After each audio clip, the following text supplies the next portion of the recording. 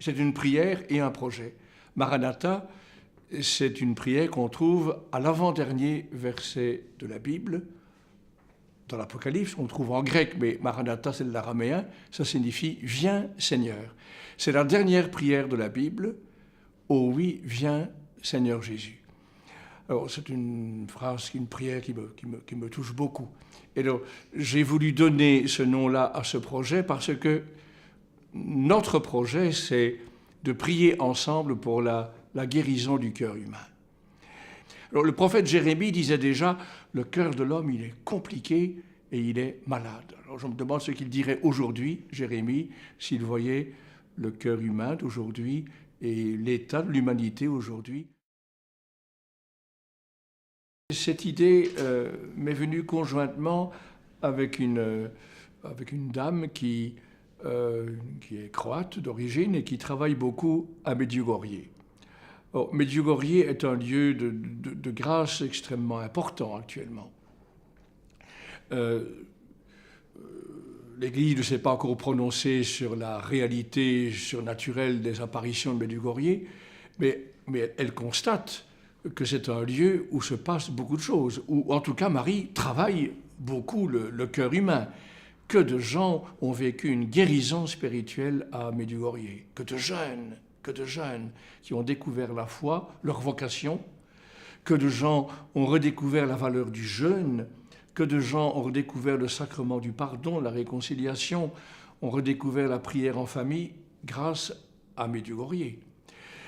Alors, donc, c'est un lieu important de grâce et qui est un peu dans le prolongement de Fatima.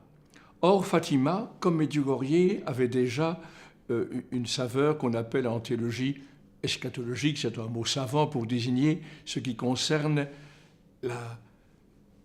l'aboutissement ultime de l'histoire humaine. C'est un projet de prière. On a déjà réalisé pour cela une neuvaine de prières qui est disponible. Nous avons enregistré récemment tout un rosaire, Maranatha, avec chaque fois des intentions de prière qui touchent la guérison du cœur humain dans ses différentes facettes, dans ses différents aspects. Mais cela va culminer par un premier, j'espère que ce sera seulement un premier grand pèlerinage au mois d'août 2013, l'an prochain, un pèlerinage en Terre Sainte. Pourquoi en Terre Sainte? Parce que c'est notre berceau, c'est le berceau de la foi chrétienne. Ce sera un pèlerinage écuménique et des chrétiens de différentes confessions. C'est là que nous sommes nés. Et en même temps, c'est une manière de soutenir et d'aider nos frères et sœurs chrétiens de Terre Sainte, pour lesquels la vie n'est vraiment pas facile. Et là où nous sommes nés, nous voudrions ensemble prier, jeûner, intercéder, nous engager, faire preuve de solidarité afin qu'ensemble nous collaborions à la guérison de notre propre cœur et la guérison de l'humanité. D'ailleurs, il y aura 3 grands jours de prière, d'intercession, de jeûne pour la guérison de l'humanité. Notre époque présente est confrontée à beaucoup d'impasses, beaucoup de gros points d'interrogation, l'avenir de l'Europe, l'avenir des pays émergents, la violence, l'inculturation de toutes les populations immigrées, les dérives sur le plan éthique, l'avenir de la planète, l'avenir écologique de la planète. Il y a tellement de défis que parfois les gens se sentent écrasés par ces défis.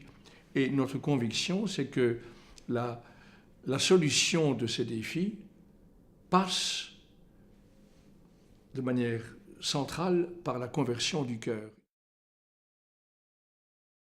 Elle s'adresse à des chrétiens, qu'ils soient orthodoxes, catholiques ou protestants ou anglicans. Ce ne sera pas une entreprise franco-belge, hein, ce sera une entreprise plus large, donc ce sera international, donc on y parlera plusieurs langues. Une entreprise écuménique, mais ça s'adresse ça ne s'adresse pas uniquement à un public sélect, à un public choisi.